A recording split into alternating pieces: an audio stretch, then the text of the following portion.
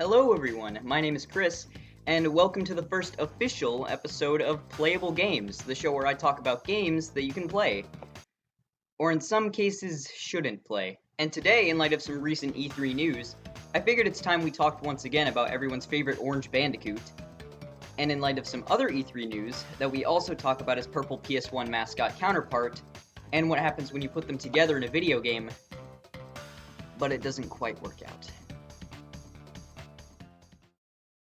Crash Bandicoot and Spyro the Dragon. It goes without saying how popular these two PS1 icons were back in the 90s, each starring in their own fantastic polygonal 3D platform game trilogies, before being handed off to other developers so the original teams at Naughty Dog and Insomniac Games could work on other projects. The two companies worked with each other regularly and had an almost best friends sort of dynamic, putting demos of each other's games in their own games and bouncing ideas off of each other.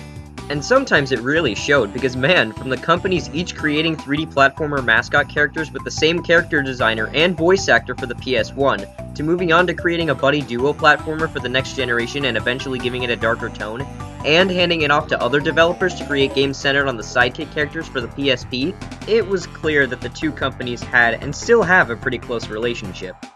Which, of course, opened up the possibility of a crossover between their two original franchises. I mean, just think about all the possibilities when you combine these two incredible video game universes together. Crash could shoot the fruit bazooka at enemies while flying on Spyro's back or something ridiculous like that. It made so much sense as far as Orange Bandicoots and Talking Dragons go, and there was so much potential. But then, as we all know, the rights for both franchises were handed off to other companies as Naughty Dog and Insomniac had moved on to create Jak and Daxter and Ratchet and Clank. But then, in 2004, as if from nowhere, Vicarious Visions and Universal Interactive answered this long-lost plea with the release of Crash Purple and Spyro Orange for the Game Boy Advance. And heck, I knew I was excited. Two of the greatest platformer icons in gaming finally brought together for an epic adventure. And with all of this time to perfect the concept and create something amazing, what did Vicarious Visions and Universal Interactive release to the long-supporting fanbase?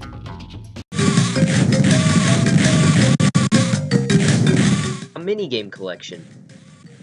It's a minigame collection. A two-part, each sold separately, minigame collection.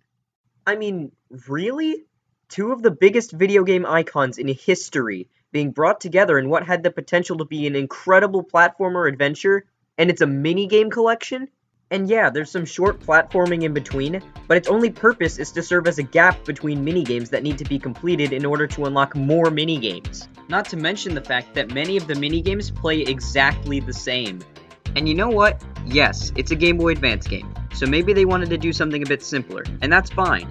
But why did it have to be focused on minigames when Vicarious Visions had made a Crash Bandicoot platformer for the Game Boy Advance on more than one occasion in the past? Now, I will admit, some of the minigames are actually pretty fun, but it's not so much the minigames themselves that frustrates me, so much as all the lost potential that a Crash and Spyro crossover could have had. And if they were gonna make it for the GBA, why couldn't they have made it a 2D platformer like Crash Bandicoot The Huge Adventure, or even a top-down 3D platformer like Spyro Season of Ice?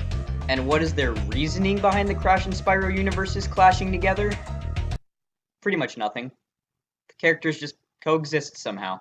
The game just opens with Cortex and Ripto, who should definitely be dead, casually chatting about how they're going to team up to take over the world. That's it. There's less story here than in Paper Mario Sticker Star. And I get that story isn't that important in this type of game, but they could have at least given an explanation as to how these characters are able to coincide with each other. It just really frustrates me thinking about what could have been versus what we got, you know? We could have had a grand platformer adventure for the PS2 where Crash and Spyro were partners and they piggyback off of each other's abilities to reach new areas or fight enemies.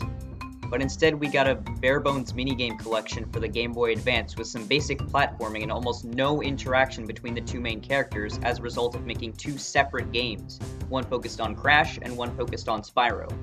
Switching between the two heroes isn't an option unless you buy both games, and even though the characters talk to each other through cutscenes with still images, they never actually cooperate with each other, which is a huge missed opportunity for a crossover as big as this one. Now, I was one of the lucky ones who got my hands on the Crash and Spyro Super Pack, which had both games in one, so I didn't waste my money buying both games. But really, you aren't missing much if you only play one of these two games, or if you just don't play these games at all.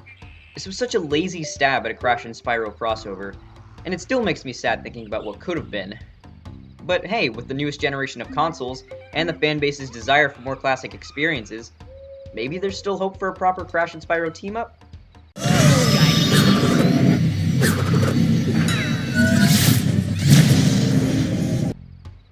Never mind.